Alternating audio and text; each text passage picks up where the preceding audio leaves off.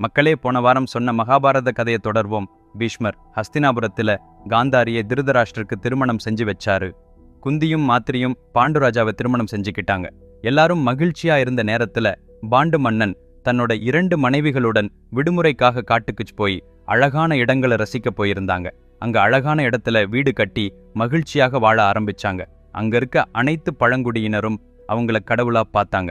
ஒரு நாள் குந்தி மாத்ரி பாண்டுராஜாவிடம் வந்து, நீ வில்வித்தையில் மிகவும் திறமையானவன், நீ எல்லாரும் சொல்றத கேட்டிருக்கோம், ஆனால பார்த்ததில்ல. இன்னைக்கு உன்குடன் வேட்டையாட நாங்களும் வரோம், உன்னோட வில்வித்தைய பாக்குறோம்னு கேட்டுக்கிட்டாங்க.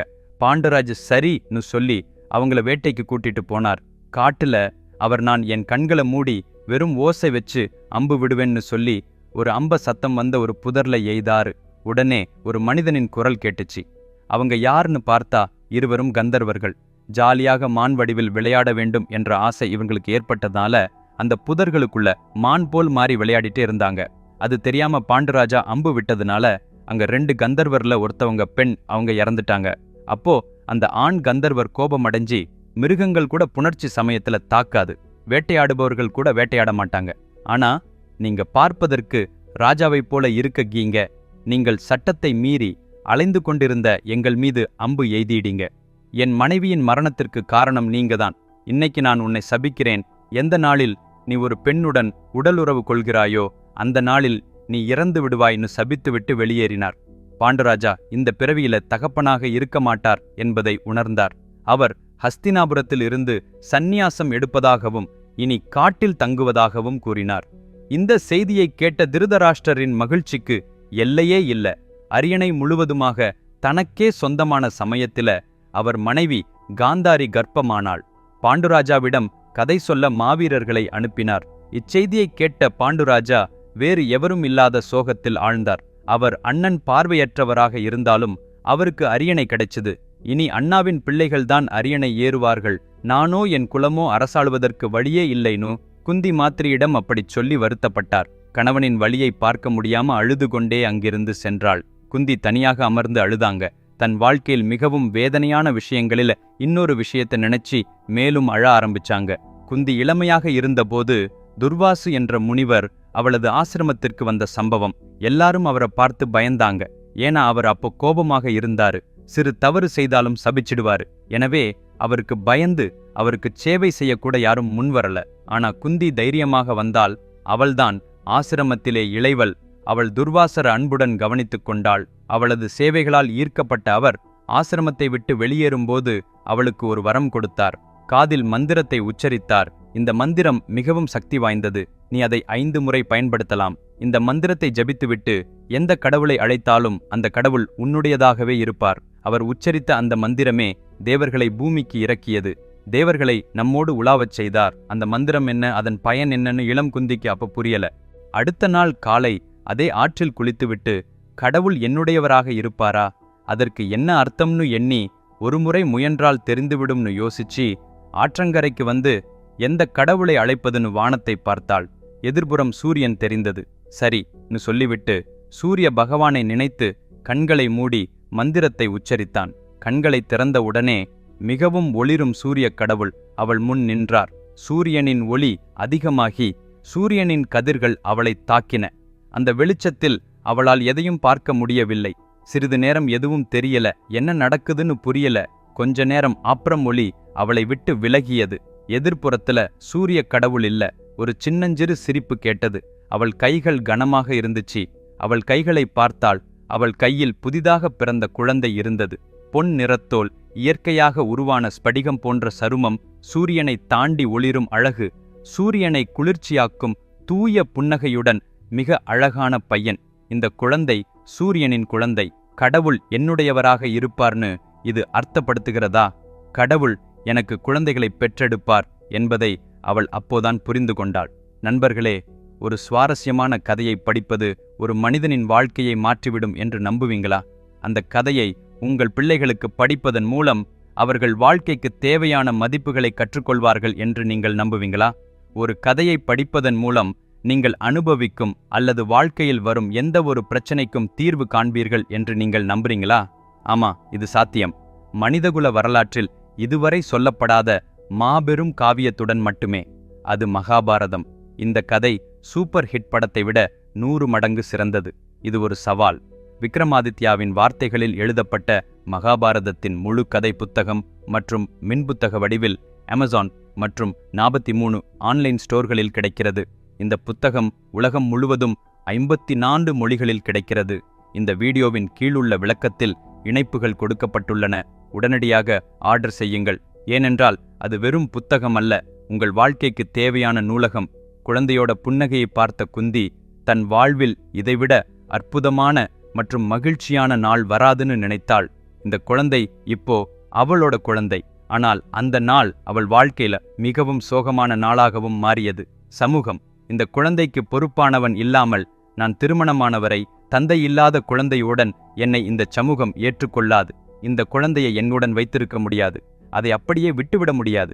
என்ன செய்வதுன்னு தெரியாமல், முடிவெடுக்கும் தைரியம் இல்லாமல், துணை நிற்கும் துணை இல்லாமல், தன்னை புரிந்து கொள்ள முடியாத சமூகத்தை எதிர்கொள்ள முடியாமல் அந்த குழந்தைக்கு கடைசியாக முத்தமிட்டாள். அவன் மீது ஆசிகளை ஊற்றி ஒரு கூடையில் வைத்து அந்த குழந்தையை ஆற்றில் விட்டு, என் சம்பந்தமில்லாமல் எனக்கு குழந்தையை கொடுத்தாய். ஆனால் இந்த குழந்தையை என்னுடன் வளர்க்கவோ ஆற்றில் விடவோ தைரியமில்லை. இந்த குழந்தைக்கு நீதான் திசையாக இருக்க வேண்டும் சூரியனை பார்த்து கூறி அழுது கொண்டே சென்றாள். அந்த நாளை நினைத்து குந்தி மிகவும் வருத்தப்பட்டாள். குந்தி கர்ணன் விஷயத்தில் நாம் வாழ்க்கையின் பல உண்மைகளை அறியலாம். இவர்களது கதைகள்ல இருந்து நாம கற்றுக்கொள்ள வேண்டிய தார்மீகம் என்னவென்றால், திருமணமாகாமல் குழந்தைகள் பிறந்தால் அவர்கள் தவறு செய்ய வாய்ப்பு இருக்கு. அவர்கள் தங்கள் குழந்தைகளை குப்பை தொட்டிகளில், கோயில்களின் படிகளில், அனாதை இல்லங்களின் வாயில்களுக்கு அருகில் விட்டு விடுகிறாருங்க. சமூகம் அவர்களை திட்டும். சிறுவயதிலிருந்தே பெற்றோர்கள் மிகவும் கவனமாக வளர்த்த குழந்தைகள் நன்றாக இருக்கும். அத்தகைய வழிகாட்டுதல் இல்லாமல் இருக்கும் குழந்தைங்க அவர்கள் அனாதைகளாகவும், பிச்சைக்காரர்களாகவும், பசியுள்ள திருடர்களாகவும், தவறு செய்பவர்களாகவும், கொடுமைப்படுத்துபவர்களாகவும், குற்றவாளிகளாகவும் மாறுகிறார்கள். திருமணமாகாமல் பிறக்கும் குழந்தை அந்த குழந்தையின் எதிர்காலத்தை சேதப்படுத்துவதோடு நம் சமூகத்தையும் பாதிக்கிறது. அதனால்தான் திருமணத்திற்கு முன் உடலுறவு தவிர்ப்பது நல்லது. இந்த முறையை இந்தியா கண்டிப்பாக பின்பற்றுகிறது. அரசனாக ஆசைப்பட்ட கர்ணன் அனாதையாகி சமூகத்தில் தீண்டத்தகாதவனானான். எவ்வளவு சக்தி வாய்ந்தவனாக இருந்தாலும், மிகுந்த வீரனாக இருந்தாலும், எவ்வளவு நல்லவனாக இருந்தாலும், சரியான வழிகாட்டுதல் இல்லாம அவர்கள் நமக்கு உதவி செய்பவர்கள்னு நினைத்து துரியோதனனுடன் கைகோர்த்து தன் வாழ்நாள் முழுவதையும் அழித்துக் கொள்கிறான். இந்தியாவில் எங்கும் கர்ணன் சில நாட்கள் கூட மகிழ்ச்சியாக இல்லை. கர்ணு, குந்தி போன்ற எந்த தாயும் மகனும் பாதிக்கப்படக்கூடாது. திருமணத்திற்கு முன் உடல் உறவு கொள்வது தவறு. ஏனெனில் அந்த காலத்தில் கருத்தடை முறைகளோ மாத்திரைகளோ கிடையாது. திருமணத்திற்கு முந்தைய உடல் உறவு தவறுன்னு நான் சொல்லல. ஆனால் ஒரு சிறந்த சமுதாயத்தை பெற திருமணத்திற்கு முந்தைய உடல் உறவு விரும்பத்தக்கதல்ல. ஏனென்றால் எல்லோருடைய மனநிலையும் நிலைப்பாடுகளும் ஒரே மாதிரி இருப்பதில்லை. துர்வாச மகரிஷி தனக்கு அளித்த வரங்களை பாண்டுராஜாவிடம் சொல்ல வேண்டிய நேரம் வந்துவிட்டது குந்தி சொன்னாள். பாண்டுராஜனிடம் சென்று கர்ணனுக்கு பிறந்தவன் சொல்லாமல் துர்வாச மகரிஷி கொடுத்த வரத்தை பற்றி கூறினாள். பாண்டுராஜ் மகிழ்ச்சியில் பறந்தார். காந்தாரி அங்கே ராஜ்யத்தில் கர்ப்பமானாள். ஆனால் குந்தி விரும்பினால் நொடிப்பொழுதில் குழந்தைகள் பிறக்கும். அதனால் எங்கள் குடும்பத்தில் எனக்கு முதல் குழந்தை பிறந்தால் அதுவே ராஜாவாகும். அதனால் குந்தி, நம் குழந்தை மட்டுமே ராஜாவாகும். ஒரு மன்னனின் முதல் குறிக்கோள் நேர்மையாக வாழ்வது. யமதர்மராஜா உலகங்களிலேயே மிகவும் பக்திமான். தனக்கும் மற்றவர்களுக்கும் இடையில் வேறுபாடுகள் இல்லை. எவருக்கும் ஒரே தண்டனை, ஒரே நீதி. எனவே அவர் அழைக்கிறேன்னு கூறினார். அதனால் அன்று மாலை மந்திரம் சொல்லி யமதர்மராஜாவை கூப்பிட்டதுனால யமதர்மராஜா உடனே வந்தார். காடை சுற்றி இருள் சூழ்ந்தது. சிறிது நேரம் கழித்து அவன் கையில் ஒரு குழந்தையை கண்டான். அவர்தான் தர்மராஜா. பாண்டுர மன்னன் குருவம்சத்திற்கு புதிய அரசன் பிறந்தான் பெருமையுடன் ஹஸ்தினாபுரத்திற்கு செய்தி அனுப்பினான். காந்தாரியும் திருதராஷ்டிரனும் செய்தியை கேட்டு வியப்படைந்தனர். அப்பொழுது காந்தாரி, முதலில் நான் கருவுற்றேன். என் வயிற்றில் ஒரு அரசன் பிறக்க வேண்டும். ஆனால் குந்தி தேவிக்கு பிறந்து விட்டது.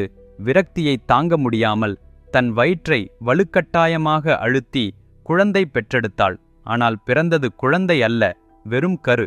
சத்தியவதி கரு பிறந்து விட்டதாக வியாசரிடம் சொன்னாங்க. வியாசர் வந்து 101 துண்டுகளாக பிரிந்த கருவை கங்கை நீரால் கழுவினார்.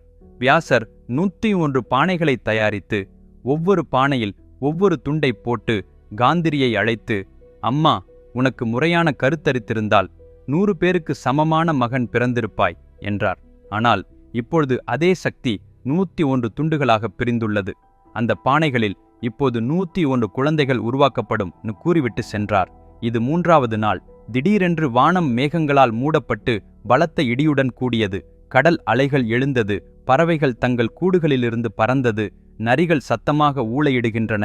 ஒரு பிரளயம் ஏற்படுவது போல் மழை வருகிறது. ராஜ்யத்தில் எங்கு பார்த்தாலும் இருளைத் தவிர வேறெதுவும் தெரியவில்லை. இது என்ன பேரழிவு, என்ன நடக்கப் போகிறதுன்னு அனைவரும் யோசித்துக் கொண்டிருந்த நேரத்தில் 101 பானைகள் ஒன்றாக உடைந்து குழந்தை அழும் சத்தம் கேட்டது. முதல் குழந்தையின் பெயர் துரியோதனன். அவர் மகாபாரதத்தின் மிகப்பெரிய இதிகாசத்தின் முக்கிய வில்லன். நண்பர்களே, அடுத்த எபிசோட்ல உள்ள கண்டென்ட் வேறு லெவலில் இருக்கும். தவற விடாதீங்க. வரும் சனிக்கிழமை அதே நேரத்தில் மீண்டும் சந்திப்போம். எனது மகாபாரத புத்தகத்தை இப்போதே ஆர்டர் செய்யுங்கள். இந்த வீடியோ கீழே உள்ள விளக்கத்தில் இணைப்புகள் கொடுக்கப்பட்டுள்ளன. மேலும் இதுவரை என் சேனலுக்கு சப்ஸ்கிரைப் செய்யவில்லை என்றால் உடனே சப்ஸ்கிரைப் செய்யவும். பாய்.